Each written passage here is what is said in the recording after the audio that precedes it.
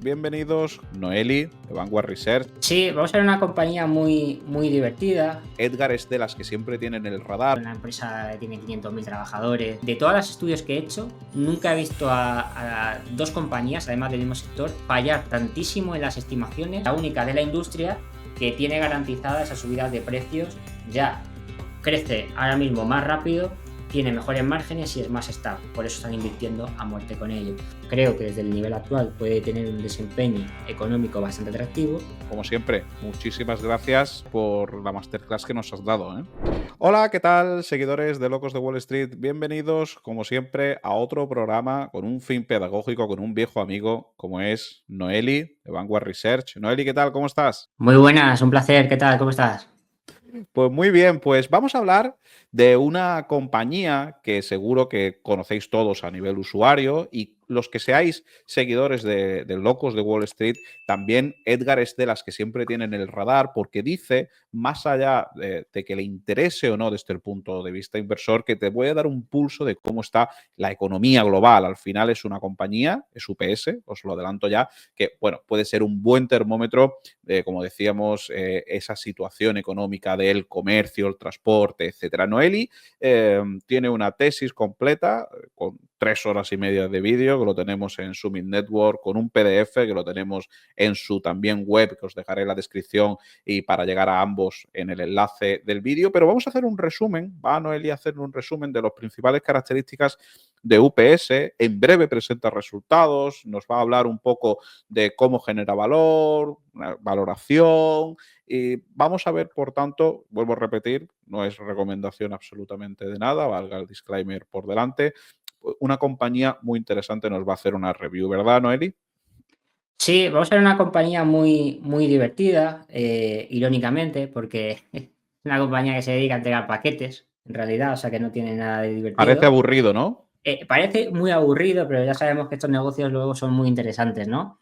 Además, es una empresa intensiva en capital, una empresa que tiene 500.000 trabajadores, una empresa que no es lo que la gente suele buscar si busca algo ligero, ¿no? Pero es una empresa muy interesante que en un sector bastante maduro ya, pero que aún tiene ciertos vientos de cola, que han tenido ciertos problemas importantes en el tiempo cercano, ¿no? Y además, como decías tú, es una compañía que yo de hecho empecé a estudiar precisamente porque a mí no me gusta el tema macro, ¿vale? A mí me gusta analizar empresas directamente y leí que FedEx y UPS se las llamaban el termómetro de la economía americana.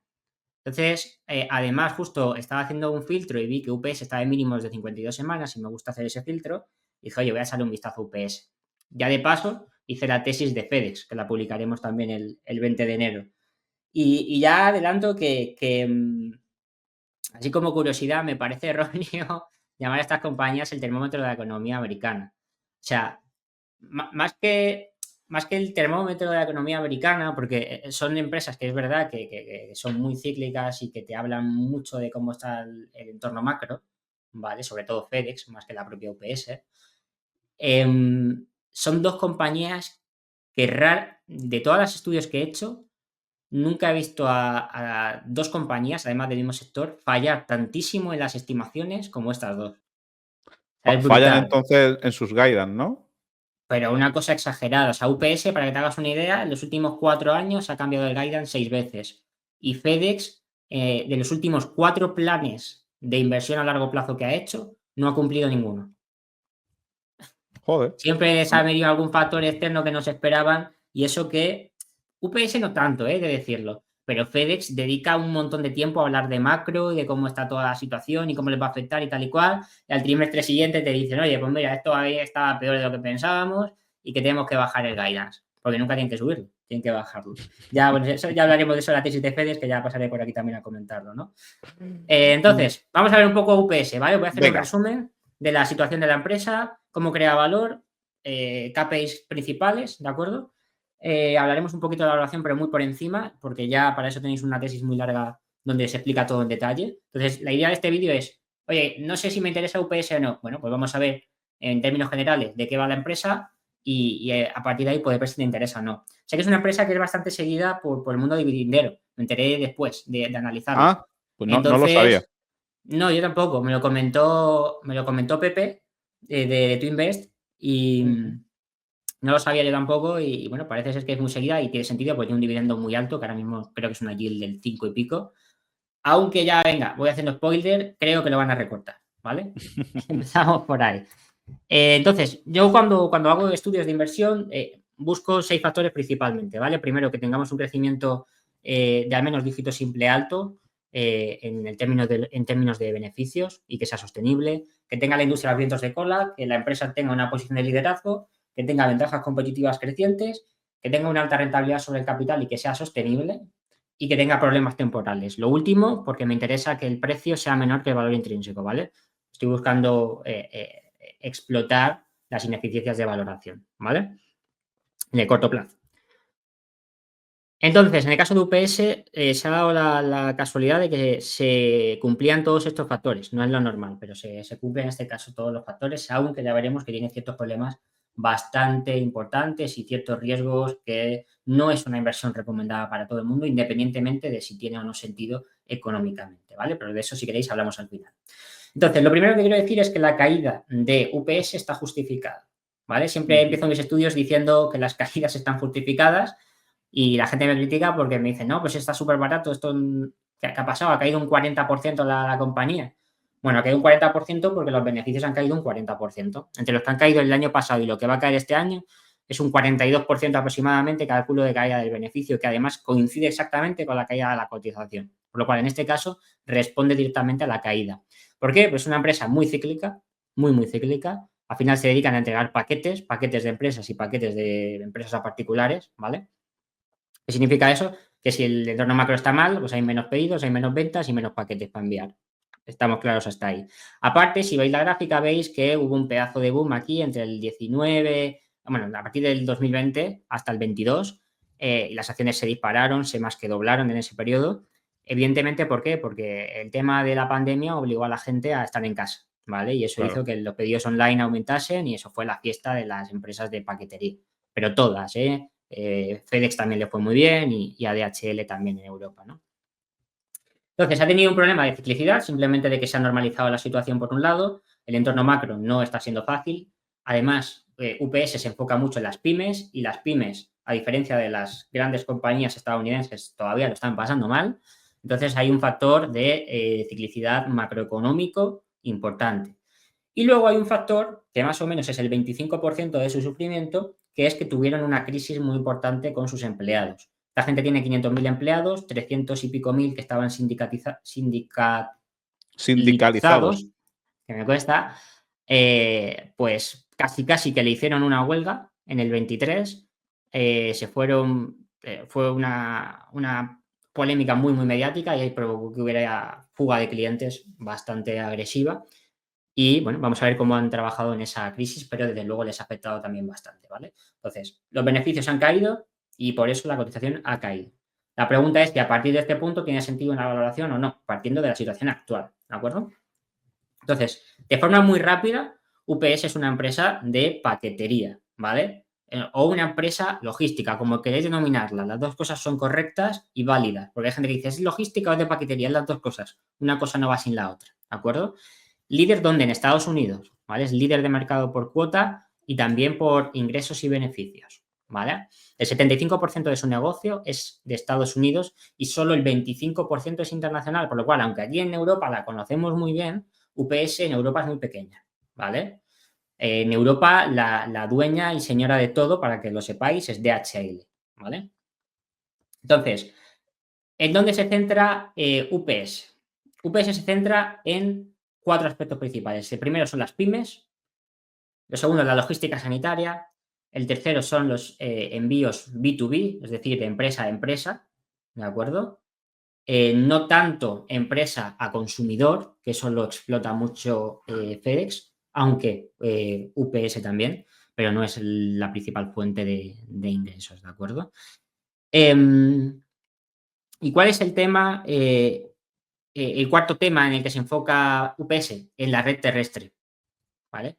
Primera diferencia importante entre FedEx y UPS, FedEx es líder en entregas aéreas, entregas express, ¿vale? FedEx Express, y UPS es líder en entregas terrestres, ¿de acuerdo? En camiones y furgones de toda la vida, ¿vale? Dicho esto, ¿qué pasa? Que UPS tiene unos márgenes muy, muy robustos y muy superiores a los de FedEx, ¿vale? Si miráis las gráficas vais a poder ver cómo con unos ingresos semejantes a los de FedEx, ambas ahora mismo ingresan unos 90.000 millones, los márgenes operativos de UPS son del 11%, ¿vale? Los de FedEx normalizados son del 6%. ¿Vale? Hay una diferencia abismal entre una y otra. Os digo más, el margen de beneficio neto de UPS en un entorno normalizado es el margen en pico de ciclo operativo de FedEx, ¿vale? Hay una diferencia abismal en la rentabilidad.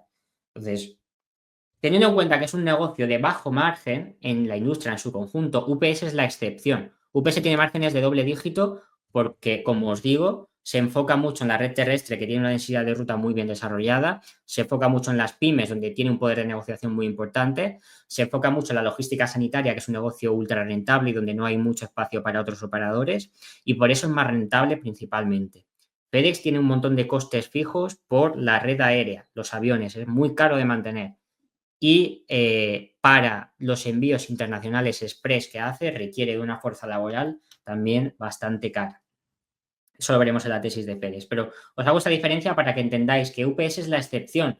En realidad estamos hablando de un sector que tiene márgenes muy bajos, de en torno al 5% operativo de media, en el sector en su conjunto, ¿vale?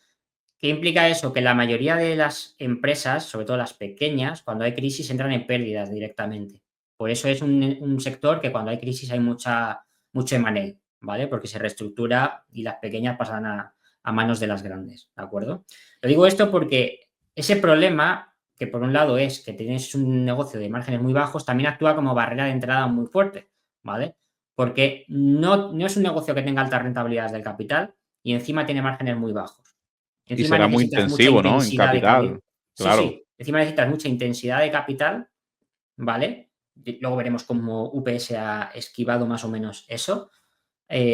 Por lo cual tienes todas las cosas que no te gustan para meterte a competir, ¿de acuerdo? Y por eso es una industria que, aunque está bien segmentada, digamos, está competida, en Estados Unidos es un duopolio, que es UPS FedEx, luego está el servicio postal de los Estados Unidos, ¿vale? El USPS, y en Europa son DHL, FedEx, UPS y ya el resto son chiquititas para entregas regionales, ¿vale? Y la mayoría trabajan ya con las grandes asociadas, ¿ok? Eso para que se entienda a nivel de Y, competencia. Noel, ¿y qué explica Dime. esos márgenes altos? Bien, es lo que estaba Sí, sí, adelantando sí, antes. si viene a continuación, déjalo, ¿eh? Sí, no, lo vamos a ir viendo, pero es básicamente lo que adelantaba es que la industria ha sido inteligente, porque ha dicho, oye, esto es una industria que tenemos poco margen y poca rentabilidad sobre el capital, vamos a repartirnos el negocio, ¿vale? Para que cada una se encargue de una parte del negocio, una parte de los clientes, nadie se meta en la del otro y todos salgamos adelante, ¿vale? Esa es un poco la idea. ¿Qué pasa? Que cuando se repartió el mercado, FedEx dijo, yo me quedo con lo que más crece. ¿Qué es lo que más crecía? El e-commerce, ¿ok? ¿Qué pasa con el e-commerce? Que el e-commerce ha quedado en manos, o la mayor parte del negocio que tiene FedEx es en manos de grandes empresas de e-commerce. Y claro, aquí tienes problemas importantes. El primer problema que tienes es la negociación de contratos. Aquí negocias con grandes compañías que tienen más poder de fijación de precio y te obliga a bajar un poco tu margen de ganancia, ¿vale? Eso por un lado. Segundo, y la mayor clave de que UPS tenga mejores márgenes que FedEx y que otros de sus pares es que UPS no se enfoca tanto en las entregas express. Se enfoca en las entregas terrestres de toda la vida, las de 2 a 7 días, ¿vale? ¿Cuál es la diferencia entre enfocarte en las de express y las otras? Bueno, que las express te obliga a tener una mega inversión en aviones con sus costos que eso requiere y una mega infraestructura de entrega rápida, lo que se llama la infraestructura de última milla, ¿vale? Para llegar a cada casa de cada punto necesitas una densidad de ruta muy alta y la estructura de costes de eso es muy alta, ¿vale? Entonces, FedEx, por ejemplo, tiene la mejor infraestructura de todos, pero aún así, como mantenerla es muy cara, tiene peores márgenes. Mientras que UPS tiene una infraestructura que no llega a todos lados, pero no lo necesita por el tipo de clientes al que El- ella se encarga, tiene menos costes que mantener y además opera para clientes que le dan mejores márgenes, como la logística sanitaria, que tiene márgenes un 30% superiores que el resto de la logística normal. ¿Vale? Entonces, justo era lo que íbamos a empezar a hablar ahora, Justo. ¿vale? Para explicar, UPS centra el negocio en 3 divisiones, ¿vale? El mercado doméstico americano, el mercado internacional y las soluciones de cadena de suministro. El grueso del negocio es el mercado doméstico americano, ¿de acuerdo? Que es el 66% de las ventas. ¿Qué pasa con este mercado? Este mercado, si miramos la imagen de los últimos años, desde 2018, ha crecido el 6,5 anual compuesto, crecimiento bastante razonable, por encima del sector en su conjunto. Y es un sector que se ha beneficiado mucho pues, básicamente por el boom de la pandemia, ¿no? Que obligó a que las empresas se digitalizaran y aumentasen los envíos de forma brutal, ¿no? Así que ese negocio ha ido muy bien y a UPS pues, le ha beneficiado en términos de ingresos. ¿Qué pasa? El crecimiento, perdón, el mercado de paquetería es un mercado en Estados Unidos ya bastante maduro, ¿de acuerdo? Crecimiento de volúmenes es débil. O sea, los volúmenes normalmente te crecen máximo 1, 1,5, 2% al año en años muy buenos, ¿vale? Pero en los últimos años no era lo normal. ¿Qué quiero decir con esto? Que si miramos los datos de UPS, el 27% del crecimiento que han tenido en ingresos ha sido de volumen. Todo lo demás es precio. Y vosotros diréis, pero siendo el mercado tan fragmentado, ¿cómo pueden hacer subidas de precios así como así? Bueno, pues muy sencillo, porque las subidas las hacen todos a la vez, ¿vale? Mm. O sea, no está tácitamente pactado, pero es muy evidente cuando estudiáis el sector que parece que todas se sincronizan para hacer las subidas exactamente igual a la vez, ¿vale? Sucede algo parecido a lo que pasa en el mundo de los envases de vidrio, ¿no? Para el que hayan analizado Vidrala y no me acuerdo cómo se llamaba la otra, ¿vale? Veralia. Veralia. ¿Qué es lo que pasa? Que no está pactado, en papel no, ¿vale? Pero técnicamente lo que sucede en la realidad es que todos suben precios a la vez. Y lo suben porque lo necesitan subir, porque si no se mueren, básicamente, porque los márgenes son muy bajos, los costes aumentan muy rápido, la inflación salarial es muy dura y tienen que subirlos, ¿vale? Pero como suben todos a la vez y todos respetan esas subidas, no hay una guerra de precios hace más de 15 años. ¿Por qué? Porque una guerra de precios no le viene bien a nadie, básicamente. En todo caso, siendo UPS la que mejores márgenes tiene, en caso de una guerra de precios, es la que más posibilidades tiene de salir adelante. Dicho sea. Las entregas terrestres es el centro de todo el negocio de UPS y una de las razones por la cual es más rentable. 75% de todo su negocio doméstico americano son entregas terrestres. ¿Qué implica esto? Que las entregas terrestres tienen un menor costo que las entregas aéreas. Son más lentas, sí. La usan las pymes, ¿por qué? Porque las pymes buscan eficiencia económica en sus operaciones. Quizás no le interesa tanto que a la otra pyme, a su cliente, le llegue el pedido en un día, mientras que le llegue en 3, 4 días, pero le llegue todo bien y le sea más barato, pues allí voy, ¿vale? Por eso UPS se centra sobre todo en las pymes, porque son las que más operan esa red terrestre. Y también las entregas B2B, las entregas directas de pyme a cliente, ¿vale? O como puede pasar aquí en España, que me ha pasado que he pedido por Amazon y me lo ha traído UPS. También hay ciertas asociaciones. Ahí hay muchas conexiones dentro del mundo logístico para tratar de maximizar las ganancias. Entonces hay mucho respeto a la hora de meterse en un territorio porque no suele ser rentable si ya hay otro operador, ¿ok? Entonces, dentro de las entregas hay 3 tipos. Están las entregas terrestres de toda la vida normales, que son de 2 a 7 días. Las entregas al día siguiente, que son el equivalente a FedEx Express, ¿vale? Son las entregas al día siguiente. Y las entregas diferidas, que son ya más largas, de 5 a 10 días, que son cuando ya no tienes ningún tipo de prisa en que le llegue. El típico e-commerce que compras desde no sé qué país y te llega en 25 días. A nadie le interesa que te venga más rápido y si quieres que te venga más rápido, pues pagas 30 pavos. ¿Vale? Pues es por eso, porque sale mucho más barato, te llega más despacio, pero es más barato, ¿vale? Entonces, la gran diferencia entre FedEx y UPS, que es lo que quiero aclarar, es que FedEx se enfoca en esto, en entregas al día siguiente, y UPS se enfoca en entregas terrestres normales, ¿vale? Esto, ¿tiene mayores ingresos por paquete? Sí, mucho más ingresos por paquete, pero también tiene un coste por paquete mucho mayor, que al margen no le compensa. Si miramos el margen global, este negocio es más rentable que este, ¿vale? Este es el único que no es rentable para nadie, ni para el que reparte ni para el que envía, porque el que envía tarda mucho en que le llegue y el que reparte le sale un tanto costoso esas entregas diferidas, porque así hay que meter donde tiene hueco, ¿vale? Entonces, el componente volumen, que era lo que quería explicar, aquí tenéis, y lo miro muy por encima, la evolución del número de paquetes diarios, que es uno de los KPIs principales que vais a tener que medir en la industria cuando lo analicéis y cuando veáis el estudio. Veis que UPS mueve 19 millones de paquetes diarios solo en Estados Unidos, ¿vale? Es líder en número de paquetes. Bueno, miento, ya no. Ahora es Amazon. Pero aclaro que Amazon no opera el negocio de paquetería tradicional, que es el que estamos viendo. Paquetería tradicional es UPS, FedEx, DHL y las otras, ¿vale? Más pequeñas. Amazon opera su propia red de productos exclusivamente. No trabaja para, no opera su red para terceros como en la paquetería tradicional. Y por eso se la deja fuera en los estudios. Pero que sepáis que si la metéis dentro, Amazon desde el 2023 mueve más paquetes que UPS. ¿Vale?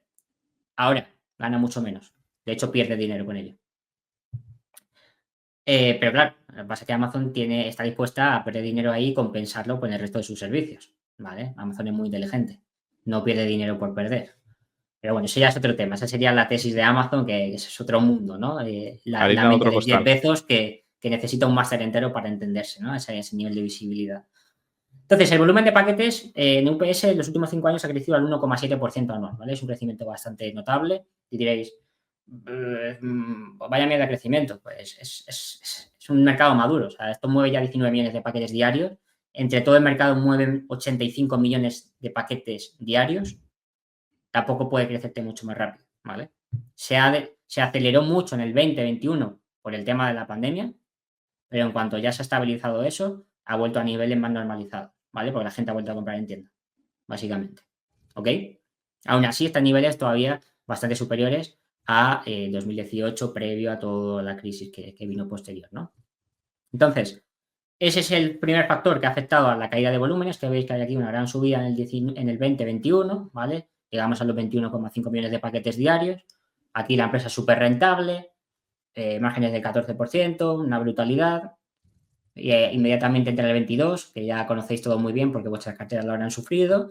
Empieza ya a llegar la contracción económica en Estados Unidos y también en Europa. La recesión se esquiva de milagro, pero lo que te dicen los números es que la situación no está bien, ¿vale? Los volúmenes siguen cayendo, cayeron en el 22, cayeron en el 23 y se espera que sigan cayendo en el 24, ¿vale? FedEx, de hecho, que va un año por delante en su reporte, espera un año plano en volumen, ¿vale? Lo digo porque veis la bolsa americana en máximos, pero la realidad es que la mayoría de empresas no está yendo bien, ¿ok? Por eso sí que sirve esa parte de termómetro de la economía, sí, pero no hasta cierto punto, ¿vale? Pero sí, aquí podemos ver muy bien que la economía americana al menos todavía no está bien. Sí que se está estabilizando al menos, ¿vale? Punto a favor. Pero todavía está en periodo de contracción, ¿de acuerdo? Este es el otro gran factor que le ha afectado a UPS. Hemos tenido el factor macro, que ya lo hemos explicado, y el factor crisis con los sindicatos, ¿vale? Aquí lo que hicieron fue una muy mala gestión, básicamente. Esto es algo que desde el 2019-20 le venían pidiendo que subieran los salarios porque la inflación estaba apretando. En el 22 la inflación se disparó, como muy bien sabéis, y UPS dijo, bueno, yo no voy a subirte el salario con los márgenes que estoy ganando ahora mismo. Estoy aquí en máximo de márgenes, ¿a dónde voy yo subiendo salarios? No, yo voy a hacer caja aquí. Pues bueno, le sirvió eso un año, porque al año le dijeron, mira, o no subes el salario o paramos la operación, pero ya, en pico de operaciones. Eso fue lo que le dijo el Como suelen sindicato, hacerse la básicamente. huelga, además. Sí, tal cual. Eso fue lo que le dijo el sindicato. Y bueno, tuvieron que apretar, aflojar, pensaban que no iba a ir para tanto. Al final salió en todos los periódicos americanos y los clientes dijeron, mira, esta gente no está negociando, no voy a yo a perder el mejor momento de la temporada cuando encima las ventas están apretando por culpa de UPS. Así que nos vamos. Tuvieron una fuga de clientes importante, ¿vale? ¿A dónde fueron esos clientes? Un tercio se fue a FedEx, ¿vale? Un tercio se fue al USPS, que es el Servicio Postal de Estados Unidos, y un tercio a operadores más pequeñitos, regionales, ¿vale? Eso es básicamente lo que sucedió. Entonces, eso explica, si miráis los desempeños financieros y comparáis UPS FedEx, por qué UPS tuvo un peor desempeño en el 2023 que FedEx, ¿vale? Cuando venía haciéndolo mejor, ¿de acuerdo? ¿Qué pasó posteriormente? pues bueno, finalmente, aparte del problema de UPS, le vino, perdón, aparte del problema del sindicato, le vino otro problema, que es Amazon.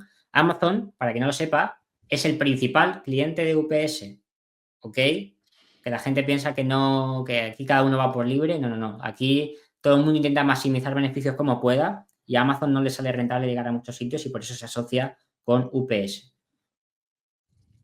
Amazon representa el 12% casi de los ingresos de UPS, ¿vale? O sea, tiene un peso muy considerable. ¿Qué pasa con esto? Que yo, según lo analizo, o como yo lo veo, es un riesgo muy importante. ¿Por qué? Porque cualquiera que estudie Amazon sabe que Amazon está desarrollando su red logística para operarla íntegramente ella sola, ¿vale?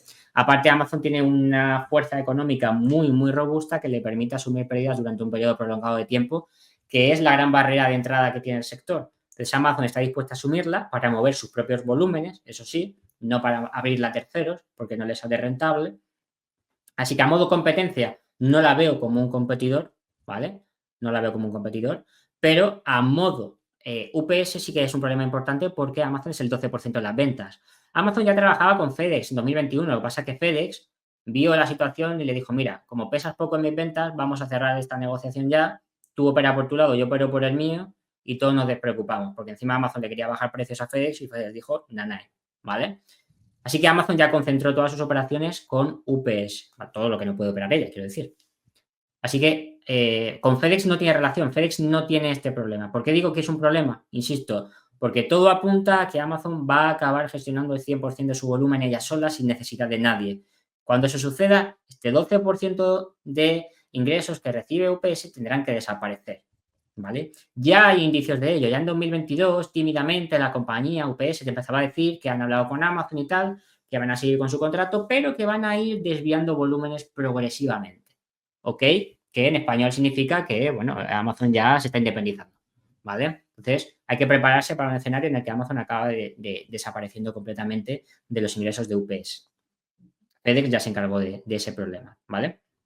A corto plazo, ¿puede ser algo negativo? Hombre, pues si decidiese Amazon cerrar de golpe la asociación con UPS, sí, pero no puede porque no le sale rentable y a UPS tampoco le vendría bien. Entonces ahí entramos en el respeto de la dinámica del sector. Si sucediese a corto plazo, pues UPS tiene un problema importante, porque el 12% de su volumen desaparece así de la nada, ¿de acuerdo? Pero no veo muy pocas probabilidades de que eso suceda de forma brusca, pero sí progresiva, que es lo que están haciendo ahora. De aquí a 10, 12 años probablemente la relación ya sea inexistente entre ambas, ¿vale? Porque es todo el tiempo que Amazon necesita para terminar de desarrollar su red. Así que tiene esos problemas ahora mismo UPS. Hemos dicho el sector macro, hemos dicho huelga de trabajadores y hemos dicho Amazon. Bueno, positivamente parece que la mayoría de estas cosas se están resolviendo ya, ¿de acuerdo? Primero, la crisis sindical se ha terminado. En el 2023 llegaron a un acuerdo con el sindicato, pactaron subir salarialmente a los trabajadores el sueldo un 5,5% hasta el 2028. La mayor parte se asumiría en 2024. Por eso, si miráis los números de UPS en 2024, los márgenes siguen bajo presión, pero es porque este año entraba en vigor el primer año del contrato. Eso significa que tuvieron que hacer una subida salarial de dígito alto importante cuando los volúmenes están cayendo, pero eso afecta a este año. De aquí en adelante, la subida salarial pactada es del 2,2% anual hasta 2028. Y UPS Sí. es la única de la industria que tiene garantizadas esas subidas de precios ya. El resto tiene que negociarlas todavía y probablemente sean más altas, como FedEx, que ya tuvo problemas con ello y los está teniendo. ¿De acuerdo? ¿Qué quiere decir? Tenemos un impacto a corto plazo muy evidente, que es el que va a provocar que los beneficios sigan cayendo este 2024, pero de aquí en adelante tienes aquí un factor de coste fijo bastante bajo ya fijado, ¿de acuerdo? Todo lo que te crezca los ingresos por encima del 2% te va a ir directo al margen, ¿ok? Luego, el tema de Amazon, se ha negociado de que se reduzcan los volúmenes de forma más progresivamente, ¿de acuerdo? De forma un poco más moderada para que no afecte tanto a ninguna de las dos compañías.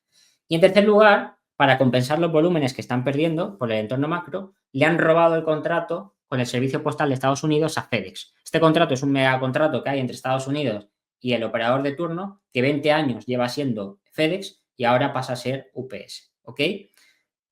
¿Qué es este contrato? Básicamente que todo el volumen de carga aérea que necesita mover el Servicio Postal de Estados Unidos lo hacen o con FedEx, lo hacían hasta noviembre de este año, y a partir de noviembre de este año se va a hacer con UPS.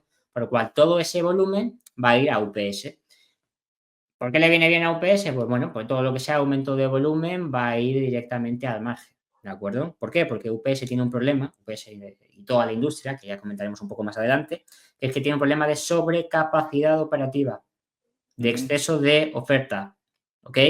¿Por qué? Porque en 2021 y 2022 todas cometieron el error, que era muy fácil de ver, en ese momento no era tan sencillo, de que dijeron, el online es el futuro de todo el mundo va para el online, hay que aumentar la capacidad operativa, pero ya. Y todas aumentaron su capacidad de forma brutal. ¿Qué pasó en el 22? La gente volvió a la calle de repente, el online ya no interesaba tanto y toda esa sobrecapacidad operativa se ha quedado ahí. Y por eso ahora que los volúmenes están estancados o cayendo, los márgenes están sufriendo porque hay una sobrecapacidad. Encima, si tienes márgenes bajos y no aprovechas el espacio que tienes, todo eso te merma el margen de forma súper agresiva. No sé si se entiende. Sí, sí, sí, sí. Fue un Ok. tema exacto oye, pensábamos que el online iba a crecer a un ritmo que prácticamente iba a copar todas las ventas, ¿no? Sí, vamos, lo hemos visto en todas las industrias, lo hemos visto incluso en el lujo. El propio lujo hizo una mega apuesta por el online, que luego se han comido también de forma muy agresiva. Lo hemos visto en el premium, Nike ya está en crisis por esto. Nike está en Mm. crisis porque apostó por el online a muerte y el online se hundió de repente, ¿no? Era algo difícil de prever, ¿ok? Ahora el tema es que se resuelva y ya se está resolviendo. Por lo cual, se espera que para mediados del 25, o sea, de este año, todo en la sobrecapacidad que tiene UPS quede ya regulado, ¿de acuerdo? Nivelada a los volúmenes actuales, por lo cual del H2 2025 en adelante, todo lo que podemos tener son vientos a favor para el margen, ¿de acuerdo? A excepción, evidentemente, de que te venga una recesión y los volúmenes se hundan más todavía, que no es lo que se proyecta de momento, ¿no? Y en Estados Unidos, ahora, pues bueno, vosotros, Antonio, lo sabréis mejor en vuestro research, que miráis mucho el tema de la macro. Bueno, Mm. las proyecciones con el tema de Trump son bastante positivas, ¿no? Vamos a ver qué acaba sucediendo, pero desde luego no se espera una recesión agresiva. Puede suceder, por supuesto, ¿no? Las recesiones no avisan.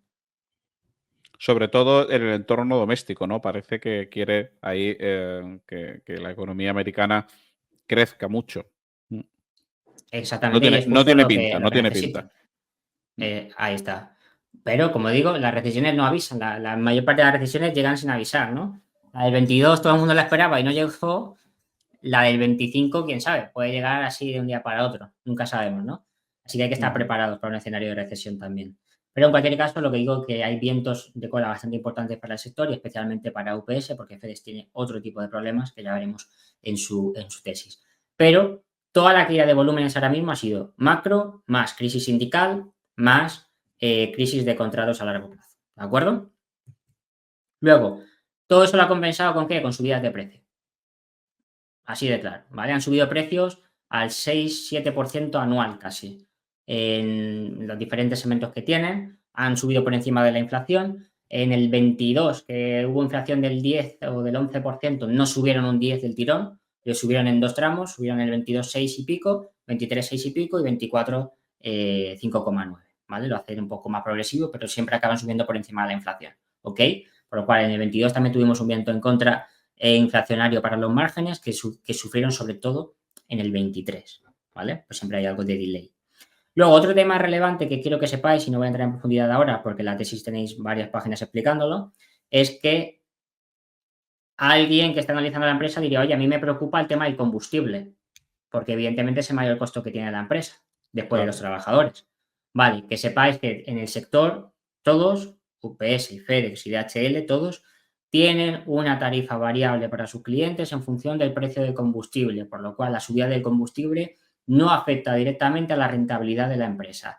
Sí afecta a los ingresos, no a la rentabilidad. ¿Por qué digo sí a los ingresos? Porque es variable tanto hacia arriba como hacia abajo, en el sentido de que si baja el precio del petróleo, la tarifa variable también baja y por ende los ingresos bajan, ¿ok? El margen no le afecta porque el margen va en función del coste del petróleo, o sea, no hay mucho que explicar. O sea, el coste del petróleo es el mismo, ¿vale? Ellos se pactan su precio de coste por galón. Entonces, todos los años, si el precio del petróleo sube, te suben la tarifa variable en función del combustible, ese mismo porcentaje, ¿vale? Así que el tema del combustible, para que no os preocupen, no afecta directamente a los márgenes, afecta a los ingresos, ¿ok? Luego, veis, interesante, en esa tabla de la izquierda, los ingresos que os he puesto, los ingresos por paquete que tiene UPS en cada una de sus diferentes dinámicas.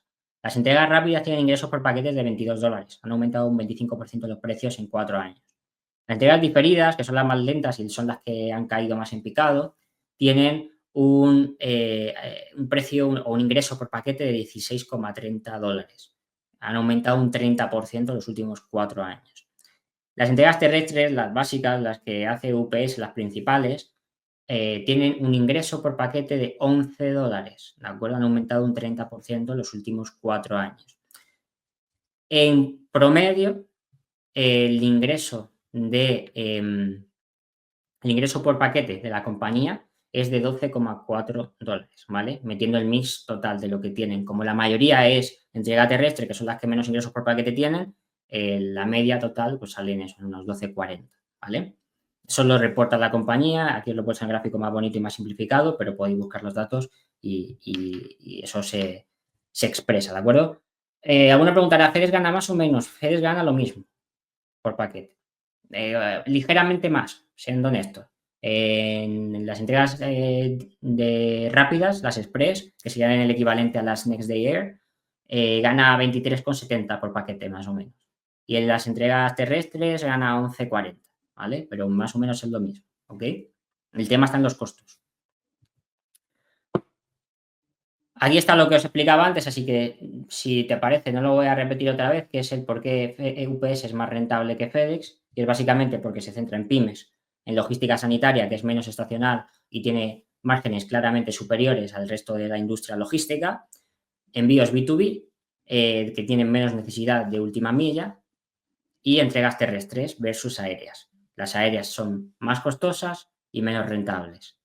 Entonces ellos, como se enfocan en las terrestres, tienen menos costos fijos y también lo vais a ver en el CAPEX. Tienen menos CAPEX que FedEx, a pesar de tener más ingresos UPS. ¿Ok? Entonces, aquí entran a jugar, cuando digo el tema de la última milla, y lo voy a mencionar porque me parece relevante, última milla es básicamente cuando el paquete llega a tu casa, ¿vale? Entonces, todo lo demás es toda la gestión logística general y luego el mayor coste está en última milla, que es tener la infraestructura de furgonetas o de camiones o lo que necesites para llevar ese paquete a cada casa de cada uno, ¿no? Ahí entra a jugar la densidad de ruta. Es muy importante que estas empresas tengan una densidad de ruta muy, muy optimizada. Densidad de ruta es básicamente que por cada ruta que hace el conductor que te va a entregar el paquete, cuantas más paradas hagas, mejor, ¿vale? Porque le sale menos coste por entrega, ¿de acuerdo? Y por ende más margen, ¿ok? Porque, poniendo un ejemplo, si un repartidor tiene que hacer una entrega de Toledo a Madrid, esa es su ruta, y por el camino de la casa de 1 de Toledo a la casa 30 de Madrid, pues hay 30 casas, ¿de acuerdo? La empresa tiene X margen. Si en vez de 30 casas hay 50 casas en la misma ruta que tiene que entregar, el combustible que gasta es el mismo, porque tiene que hacer la misma ruta Toledo-Madrid, ¿de acuerdo? Pero si hace 50 entregas en vez de 30, el ingreso que tiene por esa ruta es mayor, porque ha hecho 50 entregas, no 30. Pero el costo es muy, muy parecido, ¿de acuerdo? Por eso interesa que la densidad de ruta sea lo mayor posible. Eso deja fuera a prácticamente cualquier competidor que quiera entrar. Tú vienes ahora con 100.000 millones y te quieres construir una red logística y te mueres. Pues necesitas 20 años aproximadamente, se calcula, para construir una red de densidad lo suficientemente alta para que no estés a pérdidas. ¿Ok? Amazon, que lo ha hecho en poco más de 20 años, que era impensable, todavía está con pérdidas. ¿Ok? Entonces, Joder. a nivel competencia, las entradas nuevas están muy limitadas. ¿Hay muchos operadores pequeños? Sí, la mayoría de operadores pequeños ya trabajan con UPS, con FedEx y con DHL, ¿ok? Y los que no, operan exclusivamente de forma regional, no a gran escala, porque ya no sale rentable, ¿vale? Por eso Amazon, por ejemplo, en algunas zonas de España, donde UPS tiene ya la densidad construida, Amazon trabaja con UPS. Le dice, oye, envíame tú el paquete a la casa esta, yo te lo dejo en el centro logístico, tú se lo envías y tú ganas tu parte, yo gano la mía y todos salimos más rentables. Eso es lo que se hace, básicamente, ¿vale? FedEx, por ejemplo, tiene 6.000 asociaciones, ¿vale? UPS no desglosa cuántas tiene, es un poco más callado a la hora de dar las cifras. Por ejemplo, lo que quería decir es que en Estados Unidos, por ejemplo, lo que tienen es el SurePost. El SurePost es un servicio a través del cual, para llegar a última milla, como UPS no ha querido desarrollar la infraestructura para llegar a cada casa, porque FedEx llega al 100% de las casas de Estados Unidos, UPS no, lo que hace UPS es asociarse con el servicio postal de Estados Unidos y que sean ellos los que se la lleven allá a la última casa, ¿vale? Ese último tramo, ese último periodo de beneficio que se lo lleven ellos a cambio de que ellos no tengan que desarrollar el coste logístico de la última milla, ¿vale? Así que FedEx tiene mejor infraestructura, sí. ¿Es más rentable? No. ¿Ok? A veces ser el primero y ser el mejor no te convierte en el más rentable. Luego está todo el tema de la innovación tecnológica, ¿no? Aquí hay un montón de factores que están entrando a jugar, sobre todo con temas de inteligencia artificial para todo el tema de los centros logísticos, organizar los pedidos, organizar las entregas. Todo eso está todavía bastante en pañales, ¿vale? Lo que más se está trabajando en el sector, tanto UPS como FedEx, es la tecnología RFID, que es básicamente una tecnología de escaneo automático dentro del camión, que en vez de estar escaneando tú con el aparatito este de escanear cada paquete y ver a dónde va, según lo coges del camión, te salta una alerta, este va a tal sitio y lo va haciendo de forma mucho más automatizada, ¿vale? Eso hace que te equivoques menos al hacer entregas. De hecho, se han reducido un 67% los errores en los 2 años que lleva este operativo y hace que entregues más rápido, básicamente. Y aquí interesa mucho la velocidad de entrega. Todo lo más rápido que puedas entregar, mejor. ¿Por qué? Porque si puedes entregar más rápido, te meto más entregas por envío y por ende aumenta mi densidad de ruta y por ende aumenta mi margen, ¿ok? Eso es lo que explota al máximo este sector todo lo que puede. Por eso, FedEx entró en las entregas los domingos, ¿vale? Que era una gran novedad en el sector, porque antes no se hacían entregas los sábados ni los domingos, hace tiempo que los sábados y así. FedEx entró los domingos y ahora está reduciendo las entregas de los domingos. ¿Por qué? Porque no hay suficiente densidad de ruta para hacer entregas los domingos y no sale muy rentable. Lo hace para clientes que le necesitan sí o sí, pero si no, no lo hace. ¿Ok? El otro negocio que está explotando mucho UPS es el mercado de devoluciones. El mercado de devoluciones es un mercado bastante rentable porque tiene costos muy, muy limitados y tiene márgenes más altos que el negocio de envíos, ¿no? Y ya representa el 7% de los ingresos de UPS, así que es algo que están explotando todo lo que pueden. Luego, en el mercado internacional no me voy a detener mucho porque apenas representa el 20% de las ventas, ¿de acuerdo? Es un mercado que ha crecido prácticamente al mismo ritmo que el mercado doméstico, en torno al 4%. Problemas, hay mucha más competencia, el entorno macro también es mucho más complejo porque depende de muchos países de Europa, más el efecto Asia, y ahora mismo el entorno macro está bastante peor, evidentemente.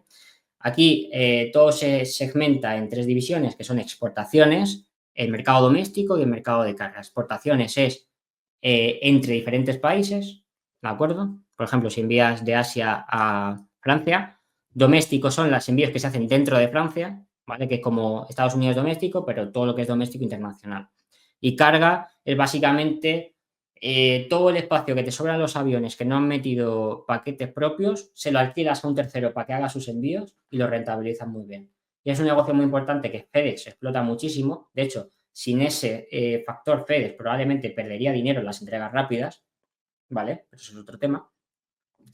Y es muy importante que se aproveche todo el espacio, ¿vale? Las propias aerolíneas, las que usamos nosotros para viajar, también alquilan espacios de sus aviones para el tema de paquetería para terceros si lo necesitan, ¿no? Porque al final la idea es aprovechar todo el espacio disponible. Las low cost lo hacen mucho, ¿vale? A ver, que esto no se mueve. Aquí, básicamente, lo que quiero explicar, y no me voy a detener porque lo vais a ver en la tesis, es que de todo el crecimiento que ha tenido la parte internacional, este 23,5% que veis en los últimos 5 años, un 90% ha sido precio y solo el 8,7% ha sido volumen. ¿De acuerdo? El famoso P por Q. Ahí está. Aquí es donde más lo están explotando. ¿De acuerdo? Entonces, la sobrecapacidad es el mayor problema que tiene el sector ahora mismo, que es lo que se está trabajando en corregir. UPS calcula que tiene una sobrecapacidad del 10%. Y aquí hay un problema y una ventaja. Problema, que esa sobrecapacidad tiene pérdidas de margen, ¿vale? Pues eso es lógico. La cosa buena, que todo el volumen incremental que haya, hasta el 10% de exceso de capacidad que tienen, va directo al margen de mejora. O sea, si inviertes desde ahora, juegas con ese catalizador potencial. Si invertías antes, pues, estás jodido. Y bueno, ya te has comido la caída, ¿no? Básicamente.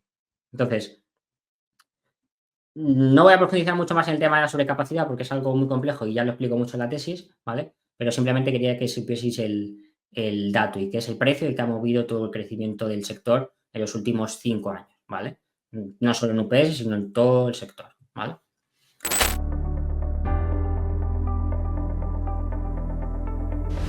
¿Qué pasa? Que el mercado internacional para UPS es muy rentable. Muy rentable, quiero decir que tiene márgenes del 18%, cuando el resto del mercado tiene márgenes del 8, 7, FedEx todavía peor, que tiene márgenes del 1,9. ¿Por qué es muy rentable? Pues básicamente porque la parte internacional, UPS lo que se ha centrado es en los envíos transfronterizos, que son los más caros, son los que más peso tienen, los que más ingresos por paquete le proporcionan. Así que la red de aviones que tiene la explota exclusivamente para eso. Se ha enfocado en la logística sanitaria internacional, que son cadenas de frío y cadenas de suministro, que son servicios más premium, digamos, y que por ende pagan mejor por ello y dan más margen a la compañía. Y envíos entre empresas. Eso es básicamente el enfoque que han hecho. Y por eso son más rentables en el mercado internacional que otros de sus pares, incluso que DHL, que es la líder internacional por volumen, ¿no? Pues, sin entrar en mucho detalle, eso es en general la razón. Además, se está moviendo mucho hacia todas las redes de logística que están moviéndose hacia Latinoamérica, que es un factor que se está empezando a ver ahora y que vamos a ver en el futuro cómo va, pero ellos están apostando fuerte por México, por ejemplo, donde han hecho varias adquisiciones recientemente para liderar todo lo que son las redes logísticas de México. Aquí normalmente el primero que llega es más rentable, pero FedEx ya ha demostrado que no siempre el primero es el más rentable, así que cuidado con este tipo de iniciativas que vamos a ver cómo salen, ¿no? Pero es importante que el tema internacional lo tengáis en mente porque aunque solo es el 20% del beneficio, del ingreso, es el 33% del beneficio operativo de toda la empresa, ¿de acuerdo? Y luego está el tema de la cadena de suministro. Cadena de suministro es básicamente gestión logística, gestión de forwarding, que es básicamente coordinación de grandes volúmenes de carga, todo el tema de optimización de rutas para terceros, todo el tema de gestión aduanera, todo el tema de comercio global, todo el tema de financiación de operaciones, todo esto que son servicios menores es lo que se mete dentro de cadena de suministro, ¿de acuerdo? Y aquí están pues todo lo que son los servicios más premium, digamos. Aquí no es un segmento muy relevante, es el 14% de los ingresos, 12% del beneficio operativo de la empresa. Donde más están enfocándose en los últimos años es en la logística sanitaria, y la logística sanitaria es lo que más interesa porque aquí es donde están haciendo toda la apuesta de crecimiento futuro. ¿Por qué? Porque se han dado cuenta que en logística sanitaria hay muchos vacíos, los márgenes son mucho más altos, la ciclicidad es mucho menor. Si veis a la izquierda de la imagen, veis la ciclicidad del mercado retail y la ciclicidad del mercado sanitario durante el año. Veis cómo el retail es muy variable y tiene la temporada pico, el pico que se llama, que es la temporada de Navidad y de Acción de Gracias. ¿Cómo se llama esto? El Black Friday y todo eso. ¿Vale? Esa es la temporada pico. Y luego el resto del año es muy volátil, ¿vale? La sanitaria no, la sanitaria está fuerte todo el año, ¿vale? Se mantiene muy estable y encima pagan más porque tienen requisitos de cadena de frío, tienen requisitos de entrega más rápidos, tienen requisitos de tener un seguimiento constante porque el cliente tiene que saber en todo momento dónde está parada la mercancía o las vacunas. Por ejemplo, fueron grandes distribuidores de todo el tema de las vacunas durante la pandemia, ¿vale? Entonces, todo ese segmento crece ahora mismo más rápido, tiene mejores márgenes y es más estable. Por eso están invirtiendo a muerte con ello. Y es importante porque la logística sanitaria es la gran apuesta de la empresa en su plan a largo plazo. De su objetivo de crecimiento para 2026, la mitad de todo el crecimiento que esperan viene exclusivamente de la logística sanitaria. Es una mega apuesta que están haciendo aquí. Esperan doblar ingresos en 3 años, ¿vale? Quieren pasar de 10.000 a 20.000 millones de ingresos, que si lo consiguen, pues sería como el 20% de los ingresos del grupo. Entonces, quieren hacer lo que han hecho en los últimos 9 años en 3, ¿ok? A mí, ¿qué me parece? Me parece demasiado exagerado. Me parece muy agresivo, me parece que no explica muy bien cómo lo quieren hacer. Quieren meter mucho M&A y el M&A no suele funcionar mucho. Entonces, no tengo mucha ambición de que eso suceda. Y el mercado probablemente tampoco lo cree, ¿vale? Em, si lo consigue, sería brutal. Entonces, UPS va a tener un desempeño fascinante porque va a tener márgenes más altos estructuralmente y además sostenibles, no hablándote de pico, sino de forma sostenible. Y además va a ser capaz de crecer más rápido que el resto del mercado, ¿no? Es el sueño de la industria. Pero lo veo muy, muy complicado en un periodo tan corto como quieren hacer.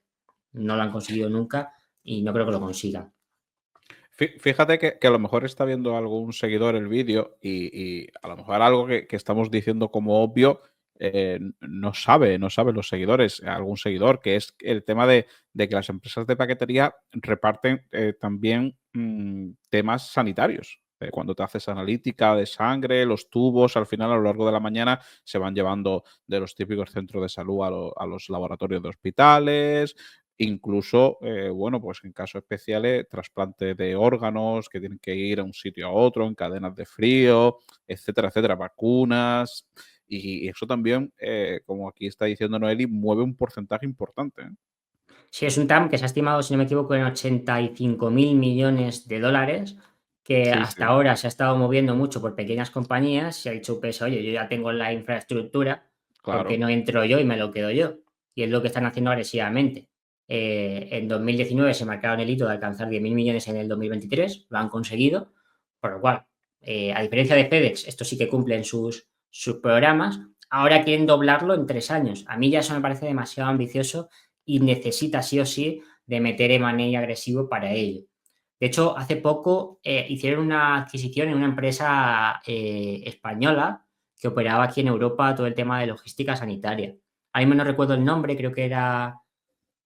eh, no me acuerdo ahora. En la tesis lo van a ver porque se explica todo eso, pero quiero decir que están apostando mucho por el tema de logística sanitaria en Europa porque ellos ya tienen las rutas, saben optimizarlas, tienen un sistema tecnológico. Hay una gran ventaja entre una grande compañía como UPS y FedEx versus todas las demás, que es los miles de millones que meten a innovación y a tecnología.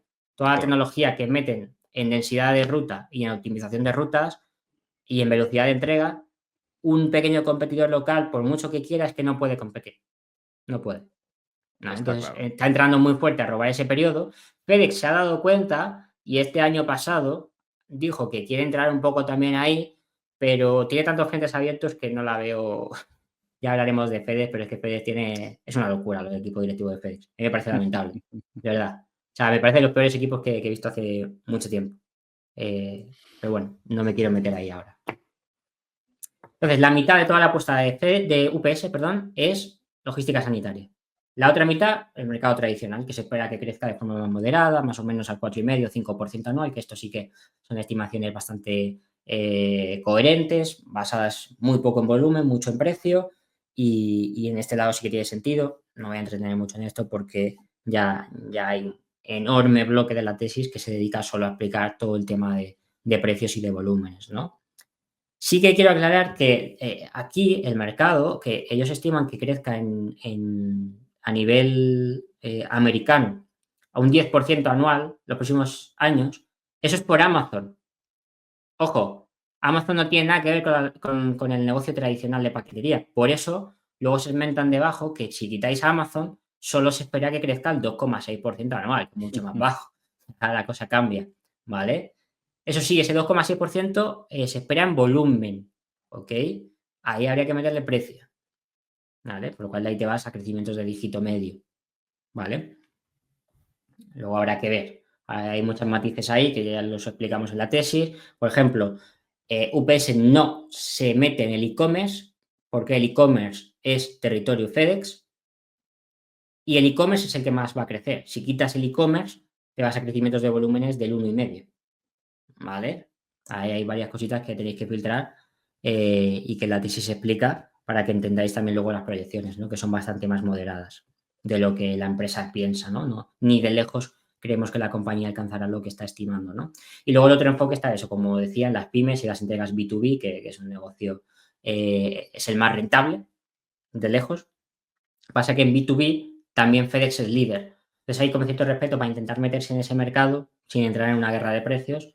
Por eso veo más probable que se queden en el tema de las pymes y no entren tanto en el B2B, que es territorio enemigo, digamos, ¿no? Por decirlo de alguna manera. El caso es que todo eso que está haciendo la compañía, el objetivo es que alcance márgenes del 13% operativos, con ingresos de entre 110.000 y 114.000 millones para el 2026.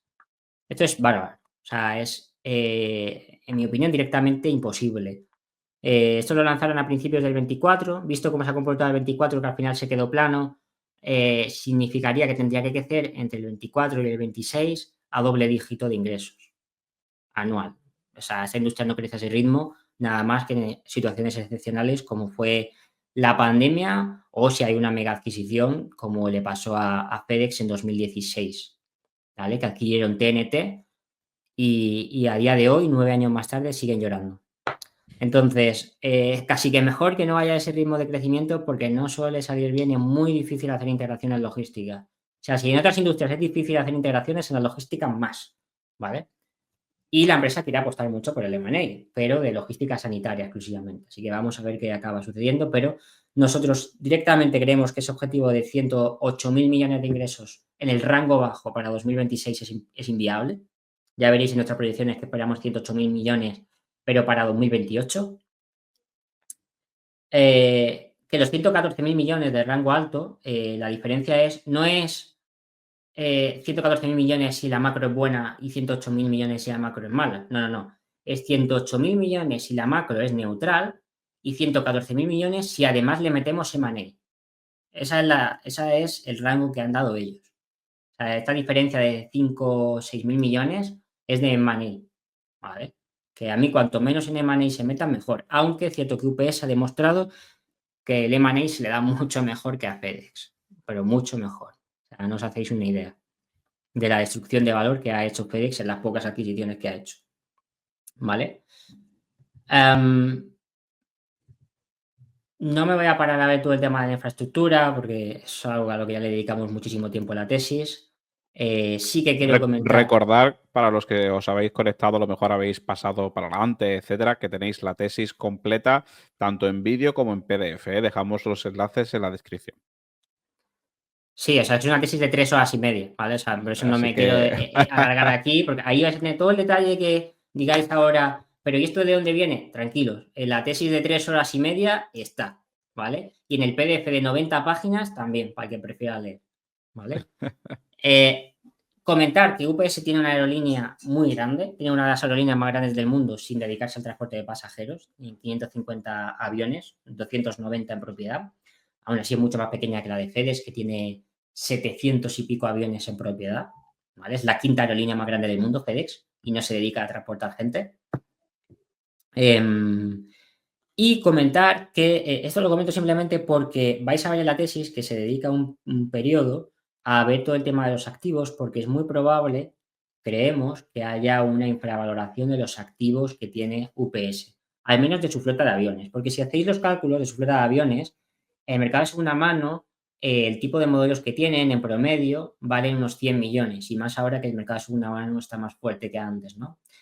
Esto significa que la flota de aviones solamente tiene un valor de unos 40.000 millones en el mercado de segunda mano ahora mismo.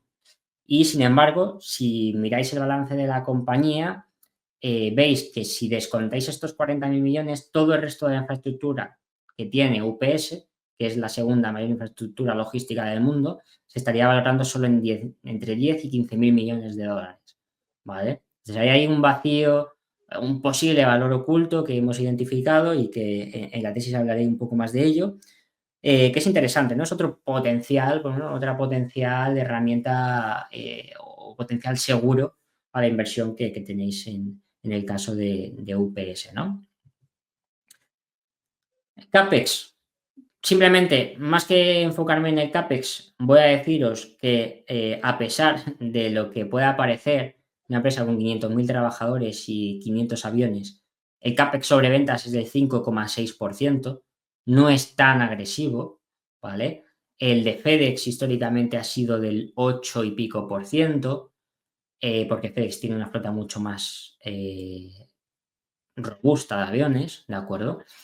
Pero UPS ha estado disminuyendo todo el gasto en CAPEX porque el CAPEX principalmente va la mitad a CAPEX de mantenimiento, que es básicamente modernizar la flota de aviones y la flota de camiones, ¿vale? Tienen 140.000 camiones. Y la otra mitad es el CAPEX de expansión. El CAPEX de expansión de la compañía va básicamente a las rutas de logística sanitaria que están desarrollando y a la creación de nuevos puntos de distribución y centros operativos conforme el volumen va aumentando, ¿vale? Simplemente. Entonces, lo que quiere decir que solo el 2,8% o mejor dicho, el CAPEX sobre ventas que responde al CAPEX de mantenimiento es solo el 2,8%. Es bastante menos intensiva de lo que pudiese parecer en términos de CAPEX, ¿de acuerdo? En gastos operativos ya hemos visto que es un negocio muy intensivo, ¿vale? Y que tiene mucho menos CAPEX que el que tiene FedEx. Que además FedEx reinvierte ese CAPEX con un ROIC que durante varios años ha estado por debajo del coste del capital. O sea, ha estado destruyendo valor con sus reinversiones. Lo veremos también. Mientras que UPS tiene retornos del capital del 20%. ¿Vale? Eso sí, UPS todo lo que no es capaz de reinvertir, lo reparte. No le interesa reinvertir por reinvertir como ha hecho FedEx y por eso UPS tiene un dividendo más alto. ¿Vale? Dividendo que está muy bien, pero que yo digo que tienen que reducir y vuelvo a especificar, pero porque hicieron un movimiento mal que luego menciono, ¿vale? Luego, capital de trabajo también es bastante Eso flexible. ya no va a gustar a los dividenderos, ¿eh? Bueno, no va a gustar, depende. Si buscan valor a largo plazo y no se quieren llevar susto, pues mejor saberlo de antemano, ¿no? Y aún También. así, con ello incluido, yo creo que el retorno es muy alto, el de dividendo. O sea, no estoy diciendo que van a eliminar el dividendo, estoy diciendo que tienen que recortarlo y aún así yo calculo que la yield se va a quedar en torno al 3,5, 3,8 si no recuerdo mal. Que oye, para el dividendero está muy bien. Vale, un 3,5 de Ni yield tan mal. sostenible está muy bien. De una. No es un Claro, 5, pero es sostenible. ¿Vale? exacto. Entonces, el capital de trabajo, que siempre es muy importante también, curiosamente tampoco es muy intensivo en capital de trabajo, sobre todo porque no tiene inventario y todo lo que tiene es ciclos de cobro y ciclos de pago, porque todo el tema de mover el inventario es muy rápido. Evidentemente, pues se dedican a mover inventario, básicamente, ¿no? Entonces, el ciclo de rotación de inventarios es inexistente porque el inventario no existe en las cuentas de la empresa. Bueno, existe, pero no representa prácticamente nada del activo de la empresa. Y la relación con proveedores y con clientes es bastante eficiente, ¿no? Lo que hace que el capital de trabajo sea solo un 0,8% de las ventas y se ha reducido bastante en los últimos años, ¿no? Así que creo que es algo que han trabajado bastante bien. Aún así, de todos modos, ellos cuentan con más de 6.000 millones de dólares en efectivo para asumir todo el capital de trabajo. No tienen ningún problema de liquidez a corto plazo, así que no es algo relevante en este punto, ¿no? Tiene conversiones de caja de más del 90%, o sea, aquí hay un muy buen desempeño, aunque claramente hay entornos cíclicos muy relevantes donde la conversión cae, pero estimamos que esa conversión va a ser en torno al 90% en los próximos años, lo que le va a permitir generar unos 8.000 millones de flujo de caja libre anuales para 2028, lo cual está bastante bien y no es ninguna locura, es lo que movía, es menos de lo que generaba en 2021, ¿de acuerdo? Evidentemente, el cash flow que se generó en el 21-22 era una locura y no era sostenible, ya se ha corregido totalmente y a partir de ahí sí que esperamos un crecimiento progresivo a medida que se estabiliza todo el ciclo de cobro, ¿no? Deuda, positivamente para los dividenderos, UPS no tiene mucha deuda. Tiene un ratio de endeudamiento de 1,26 veces, que es muy sano, muy saludable. Sí que puede asustar en términos de solvencia que el 75% de sus activos están financiados con deuda, es decir, tiene un ratio de deuda versus equity de que la deuda es el 75% de los pasivos totales, pero tiene que ver por el efecto de recompras agresivo de la empresa, que ha disminuido el equity, ¿vale? O sea, no es tan reflejo de que haya una posición de endeudamiento o una falta de solvencia a largo plazo, en absoluto. Yo creo que la posición de deuda que tiene la empresa no es preocupante. Sí que me parece que el ratio de liquidez es muy bajo, tiene un ratio de liquidez del 1,5, del 1,1, perdón. Porque tiene mucha deuda a corto. Lo que tendrían que hacer es renovar esa deuda y pasarla a largo plazo. Un movimiento muy simple que podrían hacer y que creo que harán y que ya pues rompería ese problema que tienen en el tema de la deuda a corto plazo, pero vamos, que ya digo que la situación de deuda es muy solvente y tienen una capacidad de pago bastante elevada, ¿no? El equipo directivo no me voy a entretener porque ya lo vais a ver en la tesis. Vais a ver que me quejo mucho de ellos, pero es que cuando estaba haciendo la tesis de UPS todavía no había analizado el equipo directivo de FedEx. Si lo hubiese hecho, hubiese sido mucho más condescendiente con el equipo de UPS, porque al lado del de FedEx es una maravilla, ¿vale? Lo de FedEx es una locura, ya lo veréis. Si esta gente falla, los de UPS, los de FedEx ya es un despropósito, ¿no? Lo malo, son muy optimistas, ¿vale? Esta gente de UPS son muy optimistas y eso hace que bajen mucho los guidance, ¿vale? Así que cualquier guidance que os dé, no lo creáis, probablemente lo baje. Al menos en los últimos 4 o 5 años lo han hecho, ¿vale? Lo bueno, que son muy buenos gestionando el negocio logístico. Carol Tomé es una máquina, Carol Tomé viene de Home Depot, estuvo allí 20 años. Y toda la parte logística la gestiona muy bien. Ha eliminado, ha vendido todas las partes del negocio que eran más difíciles de gestionar y las partes menos rentables. Vendió UPS Freight, que lo menciono porque a alguien le sonará, porque ahora FedEx va a escindir el negocio de Freight también, que es el negocio de carga, que sería el competidor de XPO. Eso lo veremos en la tesis de FedEx. Pero bueno, lo quiero decir que Carol Tomé ha hecho un muy buen trabajo de eficiencia y por eso UPS ha estado mejorando márgenes cuando el sector los ha estado empeorando. Pero el problema es que luego son muy ambiciosos con sus estimaciones, las tumban y el mercado les castiga. Entonces, sería más sencillo ser más conservador desde un inicio o directamente no dar guidance, pero bueno, prefieren darlo y bajarlo cada año, ¿no? Que es un auténtico despropósito. Un problema que tiene la compañía, y para mí es muy relevante, que es que no tiene un accionista fuerte, ¿vale? Con que no tiene un accionista fuerte me refiero a que todos sus accionistas son institucionales, ¿vale? No hay un fundador, no hay un accionista de referencia interno que presione al equipo directivo para que se hagan las cosas bien. Entonces, hemos tenido a una empresa que ha estado bajando márgenes, ha estado bajando ingresos, han tenido problemas logísticos, han tenido un problema con el sindicato que casi les cuesta la vida, y aún así la CEO cobró 23 millones de dólares el año pasado, pues Buah. aquí, claro, aquí hay cosas que tú dices, pues aquí hay cosas que están mal, ¿no? Ahí es evidente que falta un equipo que coordine este tipo de cosas y que ponga al equipo directivo a las pilas, ¿no?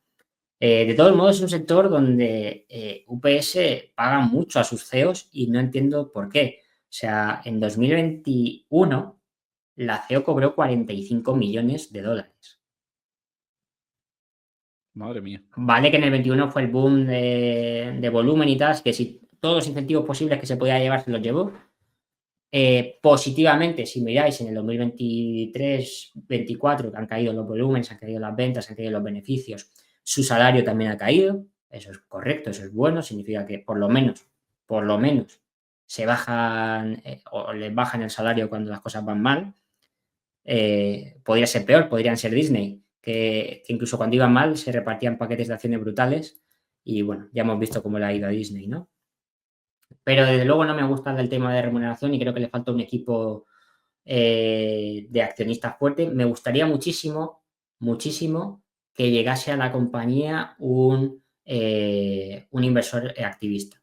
Le vendría muy bien a UPS, tanto en términos de rentabilidad como en términos de tener un buen seguimiento de las cosas que se están haciendo, ¿no? Porque no hay supervisión suficiente, en mi opinión. Pero bueno, ese es otro tema, ¿no? Retornos, muy fuertes, retornos del 20% normalizados, ¿vale? En términos de ROIC. Es la empresa de todo el sector que mejor retorno del capital tiene, de lejos. FedEx, como digo, tiene retornos sobre el capital del ahora que está mejorando 10%, ¿vale? Ha estado varios años por debajo del 7-8, o sea, ha estado destruyendo valor, ¿ok? El ROE no os fijéis mucho porque como han tenido un efecto de recompra muy agresivo, el ROE parece que es altísimo, es un 40%, pero bueno, no te traslada realmente la rentabilidad sobre el capital. ¿Qué es lo importante aquí? El ROIC, 20%, entre el 20 y 25% de ROIC. Lo que me interesa a mí es la tasa de reinversión, ¿vale? Es decir, cuánto se reinvierte a ese nivel de retorno. La tasa de reinversión es del 25% aproximadamente. Todo lo demás se reparte entre dividendos y recompras, ¿ok? Ya no hay mucho espacio para reinvertir. Entonces, ¿qué significa eso? Que ese 21 o 22% que veíamos de ROIC, que sería el crecimiento esperable a largo plazo de la compañía, no es el que vais a ver. Vais a ver el correspondiente a una reinversión del 25%, que sería un crecimiento a largo plazo del 5 al 7%. ¿Ok? ¿Se entiende el cálculo? O sea, si tiene un ROIC entre el 20 y el 25% y la tasa de reinversión es solo del 25%, nos estamos hablando de un crecimiento del 5 al 7% anual a largo plazo. Y si miramos los beneficios, efectivamente, coincide que los beneficios han crecido en los últimos 12 años al 6% anual, ¿de acuerdo? Justo en ese rango, porque es lo que explica un poco Warren Buffett, ¿no? Que es algo que cuando se entiende tiene mucho sentido. Al final, la tasa de crecimiento a largo plazo que cabe esperar es el retorno sobre el capital y en función de la tasa de reinversión que tenga la empresa, ¿no? Lo cual, cuanto mejor retorno sobre capital tenga y más reinvierta a esos mismos retornos, mejor. Pero si no puede seguir reinvirtiendo a ese nivel de rentabilidad sobre el capital, es mejor que lo distribuya. Y por eso UPS tiene sentido que distribuya dividendo y no reinvierta agresivamente como FEDEX, que lo que ha hecho es destruir valor. ¿Vale? Del entorno de mercado, solamente voy a decir que la estimación de crecimiento es que crezca un 5% anual hasta 2029. No voy a dar detalles porque hay un bloque entero en la tesis de eso, que son casi 30 minutos, hablando de los competidores, hablando de todo, ¿vale? No me voy a entretener aquí. Y sí que os quiero decir esta gráfica que veis aquí abajo, que refleja lo que os digo del optimismo de este mercado. En el 21 o en el 20 se esperaba que el mercado creciese al 13% anual durante los siguientes 3 años. Al final solo creció al 3, o sea, menos de una cuarta parte de lo que se esperaba. Y claro, sé que si os fijáis en quiénes son los que hacen estas estimaciones, que son la CEO de UPS y el CEO de FedEx, que a cada cual es más optimista que el otro, pues bueno, pues os dais cuenta por qué hay estas divergencias. Lo digo porque no os fiéis nada de las estimaciones que tiene esta gente de futuro, que son siempre optimistas, ¿vale? Y fallan muchísimo, pero muchísimo. O sea, es exagerado. No he visto en una industria que falle tanto como esta, ¿vale? De aquí en adelante lo que se espera es que crezca el 5% anual, incluyendo a Amazon, ¿vale? Si excluís a Amazon, tendríais que iros a volúmenes e ingresos más bajos, probablemente entre el 3,5 y el 4,5%, ¿vale? Amazon es la empresa líder del mercado por volumen en Estados Unidos, ¿vale? Tiene una cuota de 27%. Repito, es la líder por volumen, ¿vale? Mueven ya, si no me equivoco, 5,5 billones de paquetes anuales. O sea, 5.500 millones de paquetes anuales. Aparece aquí el USPS, que sería la líder. El USPS es el Servicio Nacional, sería el aquí Correos, ¿vale? Por eso, evidentemente, va a mover más volumen que el resto, pero porque es el negocio nacional de Estados Unidos, ¿vale? El USPS, que es el Servicio Postal de los Estados Unidos, ¿vale? Pero si excluís al Servicio Postal de los Estados Unidos, Amazon sería la líder de mercado por volumen, seguida de UPS, que tiene una cuota del 21, y FedEx, que tiene un 18. Entre las cuatro tienen el 97% del mercado. Solo hay Madre mía. espacio de un 3% para todas las cientos de demás pequeñas compañías que hay de logística, ¿vale? Para que os hagáis una idea de las barreras de entrada que tiene esto. Y lleva siendo así décadas, ¿vale? De hecho, hasta que entró Amazon, el volumen se movía solo entre el Servicio Postal de Estados Unidos, UPS y FedEx, ¿vale? Y Amazon porque ha entrado con sus propios productos. Si no, esos productos no se moverían por Amazon, se moverían por UPS y por FedEx, ¿ok? Si os vais a la cuota por ingresos, la cosa cambia. Aquí el líder indiscutible es UPS. UPS tiene una cuota del 35% de los ingresos, ¿vale? Es la que más ingresa de todos, a pesar de que Amazon mueve más volumen, ¿vale? Por eso decía que Amazon está dispuesta a perder dinero en sus operaciones que luego compensan otros de sus servicios. Pero Amazon, aun teniendo un 30 y pico por ciento, o cuánto hemos dicho, un 27% de la cuota de volumen, solo tiene el 14% de los ingresos del sector, ¿vale? El 35% se lo lleva UPS, el 32% se lo lleva FedEx, el 16% el servicio postal americano y el 14% Amazon, ¿vale? Igual, se llevan aquí el 97% del mercado entre las cuatro. Pero hago esta diferencia para que entendáis que no es lo mismo ser la que más reparte que la que más gana, ¿vale? Importante. Cambio la expresión. No es lo mismo ser la que más volumen mueve que la que más ingresos tiene. Porque si vamos a la que más gana, entonces la diferencia de UPS sobre las demás es todavía mayor, ¿vale? Porque FedEx tiene márgenes del 6%, el servicio postal estadounidense tiene márgenes, si no me equivoco, porque no son oficiales, pero se calcula que tiene márgenes del 3% y Amazon se calcula que pierde dinero, ¿vale? O sea que la diferencia sería todavía mucho más abismal si miramos beneficios, ¿ok? Dicho esto, hay 7 catalizadores importantes para el crecimiento del mercado, ¿vale? Y ya nos vamos a los vientos en contra. Catalizadores, crecimiento del e-commerce. ¿A quién le viene bien? A FedEx, ¿vale? Más que a UPS, aunque a UPS también le viene bien porque tiene parte del negocio en e-commerce, pero mucho menor, ¿vale? La digitalización de las pymes es lo que mejor le viene a UPS, que es una tendencia que sigue y que va a seguir porque el mundo va hacia la tecnología, eso es inevitable.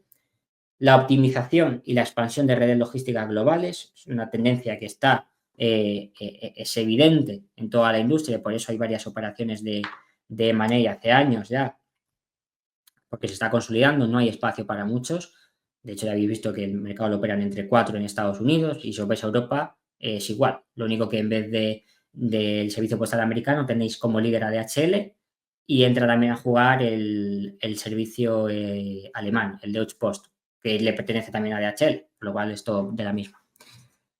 Luego está todo el tema del auge de la cadena de suministro global, todo el tema de las exportaciones, la red Asia-Europa, la red Europa y LATAM. Ahora se ha firmado el acuerdo de comercio entre Europa y LATAM, lo cual se espera que aumente también las exportaciones en ambas direcciones. Eso le viene muy bien al sector. El crecimiento de los envíos internacionales, que le viene muy bien a UPS, que se espera que crezca entre el 4 y el 5% anual. Todo el tema de crecimiento del segmento de carga, que eso le viene muy bien a FedEx Freight, que es la que se va a escindir, aunque no crece tanto ese segmento, pero bueno, eso es otro tema. Y todo el tema de la tecnología y de la digitalización, ¿de acuerdo? Aquí hay un mundo enorme en todo el tema de tecnología. Está todo el tema de inteligencia artificial, todo el tema de la automatización, está todo el tema de la conducción autónoma, que probablemente sea el futuro del sector, pero que aún a día de hoy está muy en pañales, lo veremos en la tesis. Aquí sí que decir que UPS va muy retrasada. Quien está apostando mucho por automoción es FedEx, que ya está asociada con Aurora Innovation y tiene varias asociaciones alternativas también para todo ese proceso de conducción autónoma, pero todavía está muy en pañales, ¿vale? Lo digo porque nadie piense que esto va a cambiar de hoy para mañana y va a tardar todavía muchos años en moverse, incluso si la tecnología estuviese ya lista, que parece que empieza a estarlo y Amazon podría acelerarlo, es algo que todavía que tarda mucho en implementarse. Tú piensas que UPS tiene 135.000 vehículos, FedEx tiene 200.000, no puedes renovar toda esa flota de un año para otro y moverla y convertirla en autónomo tan rápido, ¿vale? Es un proceso que tardará probablemente, desde que esté la tecnología lista, yo diría que aproximadamente una década en Uf. modernizarse o más, ¿de acuerdo? ¿Has Entonces, escuchado lo que ha dicho el CEO de Nvidia, ¿no? Sobre la automatización de los coches, ¿eh? Eso dice que es el gran negocio que viene, ¿eh? sí, lo están explotando y ojalá que así sea, de hecho, también para el tema consumidores. Pero una cosa es que esté la tecnología y otra cosa es implementarla, ¿vale? Y el tema es que matemáticamente no puedes mover toda tu flota en 2 años. O sea, no puedes renovar 130.000 vehículos en 2 años y pasarlos de vehículos de combustión a vehículos autónomos. Llevan Claro. 10 años haciendo la transición hacia vehículos eléctricos. Mira, para que hagas cifras, que los eléctricos llevan ya tiempo. Llevan 10 años haciéndola y no esperan que esté lista entera hasta el 2040, ni UPS ni FedEx. Si ahora meten los autónomos, que llegarán, yo estoy muy seguro que llegarán, no sé cuándo, pero llegarán, el proceso desde que estén listos hasta que se pueda implementar en toda la red es que te va a llevar mucho tiempo, porque es que es inevitable, por una cuestión logística, nunca mejor dicho. Sí, o sea, no sé si me explico, ¿no? O sea, no es que no crean la tecnología, creo que sí que va a llegar, el problema es que va a tardar en implementarse. De Mm. todos modos, como digo, una tecnología que cuando llegue todo el mundo va a aplicar. De hecho, UPS en el 2017 ya hizo un contrato con Amazon, ¿cómo se llama? Con Tesla, para que le enviase camiones autónomos, que desde el 2017 están que iban a salir y todavía no han salido. Eh, y lo que quiero decir con esto es que, o sea, aquí se mueven rápido en esta industria. Aquí cuando hay alguna eficiencia, todo el mundo va rápido porque todo el mundo quiere explotar el último margen que sea posible. Pero todo lo rápido que se puede o que se quiere no es todo lo rápido que se puede ejecutar, ¿no? Entonces, yo creo que independientemente de que la tecnología llegase mañana mismo, tardaríamos al menos una década en verla implementada en su totalidad. Y eso creo que es. Entonces, aunque es una tecnología muy interesante, que probablemente cambie el futuro de esta industria, todos la van a implementar, estoy bastante seguro, y de forma todo lo rápida que puedan, pero no va a ser inmediato. Dicho esto, ¿cuáles son los principales riesgos que tenemos? Catalizadores, ya los hemos visto todos ellos. Riesgos que tenemos ahora mismo, principalmente la alta ciclicidad de la industria. Si te viene una recesión, este sector va a sufrir mucho. En el caso de UPS, va a sufrir por el lado de las pymes. El tema de apostar por las pymes es que en una recesión son las que más sufren. La ventaja, que como ellos operan las redes terrestres, sufren bastante menos que las redes aéreas, que son más caras. Entonces, FedEx va a sufrir por la parte aérea, UPS va a sufrir por el lado terrestre con las pymes, cada una va a sufrir por su lado, pero en el caso de una recesión, quien más está preparada para asumirla, tanto por nivel de endeudamiento como por nivel de márgenes, sería UPS. ¿Vale? Si entramos en una recesión agresiva, quiero decir, probablemente FedEx entre en pérdidas o se quede con márgenes del 0,5%, como ya le pasó en la crisis inmobiliaria, y UPS aún pueda salvarte márgenes del 6-7%, ¿vale?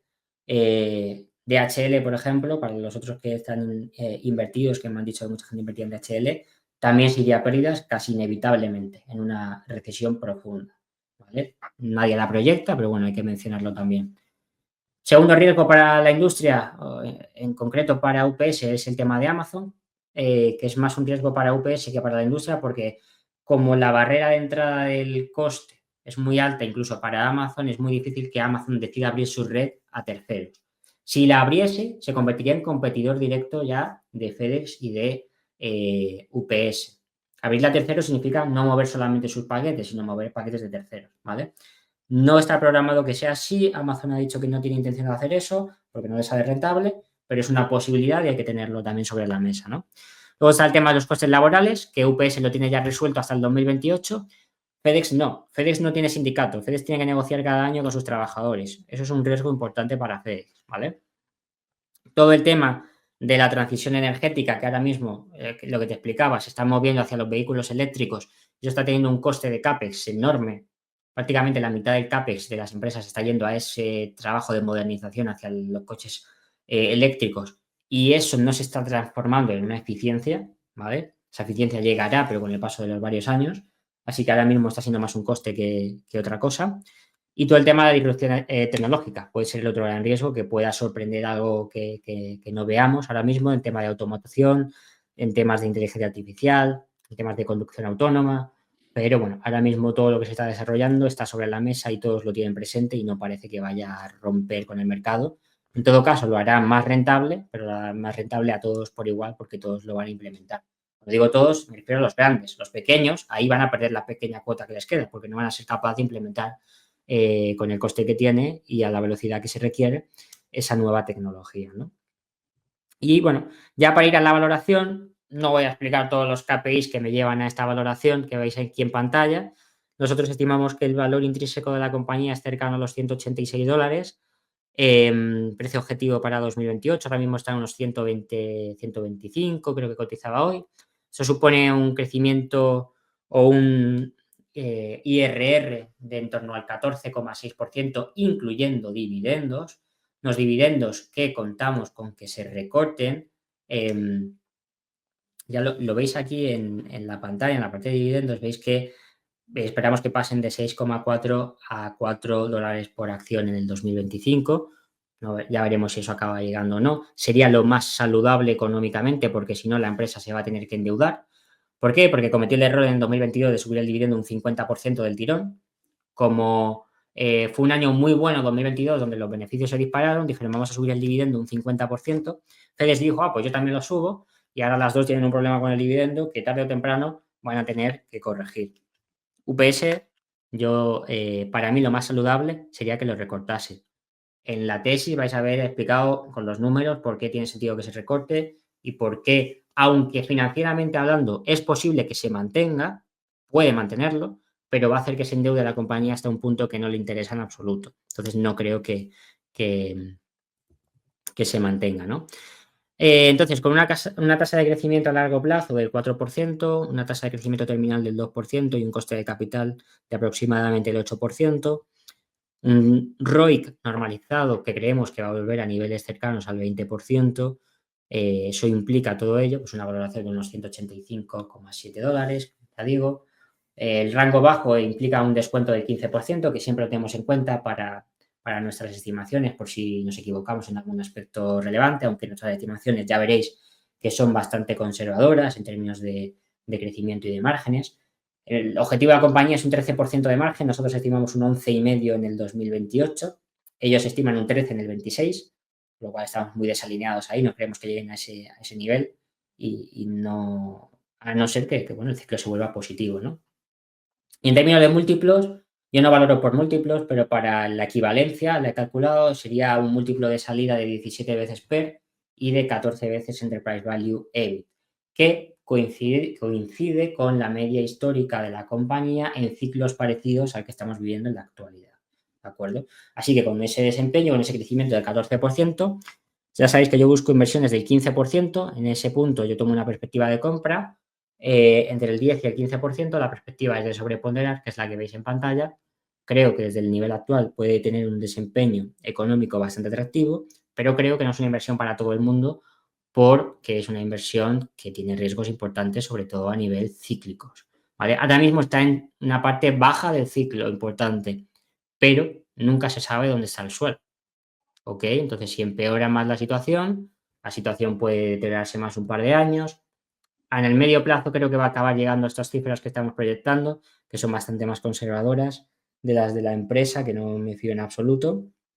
Y todos los KPIs donde explicamos cada uno de los elementos de los cuales viene este crecimiento, el crecimiento por ingreso por paquete, el crecimiento del precio por paquete, el número de paquetes enviados, todo eso se desglosa en la tesis, ¿vale? Y lo vais a tener todo explicado. Aquí os doy solamente la valoración y ya vais allí a buscar las causas de esa valoración, donde hay casi 40 minutos de explicación solo de las proyecciones.